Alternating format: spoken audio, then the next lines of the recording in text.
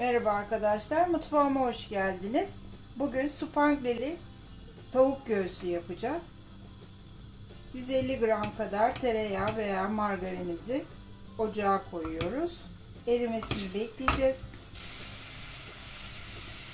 Eriyen yağımızın içine bir su bardağı unu koyuyoruz.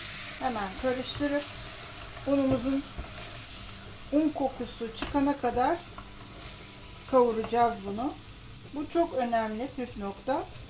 İyice kavuralım ki un kokusu kalmasın. Yerken böyle un gelir. O da hoş bir tat bırakmaz ağzımızda. Onun için yavaş yavaş unumuzu kavuralım. Şimdi içine 1 litre süt koyuyoruz. Hemen karıştıralım ki unlar topak topak kalmasın. Bunun içine 1 bardak şekeri ilave ediyorum. Eğer siz tatlı isterseniz yarım bardak daha koyabilirsiniz. Hiç bırakmadan karıştıra muhallebimizi pişiriyoruz. Muhallebimiz göz göz olmaya başladı. Ocağımızın altını kapatıyoruz. 1 paket vanilya ilave ediyoruz. Şöyle karıştırıyoruz. Şimdi bunu mikserle 5 dakika çırpacağım. Püf noktası bu. Eğer böyle boşaltırsanız kalıbınıza bildiğiniz muhallebi gibi oluyor. Ama 5 dakika onu hem soğutmak için hem de mikserle çırparsanız böyle uzayıp tavuk göğsü tam oluyor. Düşük devirde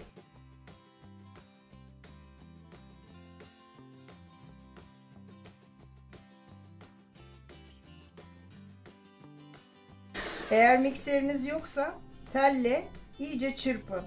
5 dakika kadar çırptım mikserimle. Şimdi boşaltacağım. Kalıbıma şöyle su koydum. Her tarafını ıslatıyorum. Kolay çıkabilmesi için mutlaka bunu yapın. Muhallebimizi boşaltıyorum.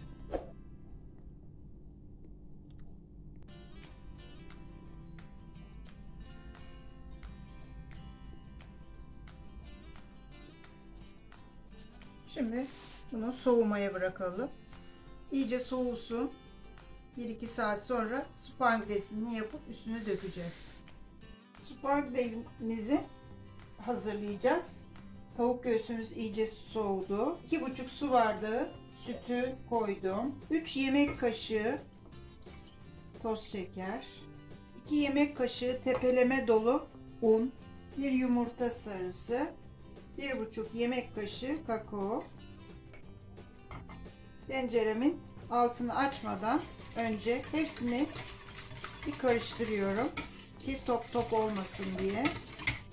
Şimdi tenceremizin altını yakabiliriz. Karıştıra pişireceğiz bunu. Şöyle 1 yemek kaşığı kadar tereyağı ilave ediyorum. Tenceremin altını kapattıktan sonra bir miktar kadar çikolata,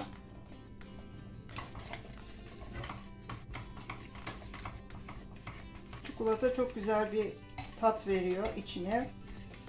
Koymayabilirsiniz arzu ederseniz, yoksa damla çikolata da koyabilirsiniz. Yarım su bardağı kadar buzlu suyum var. Onu içine atıyorum.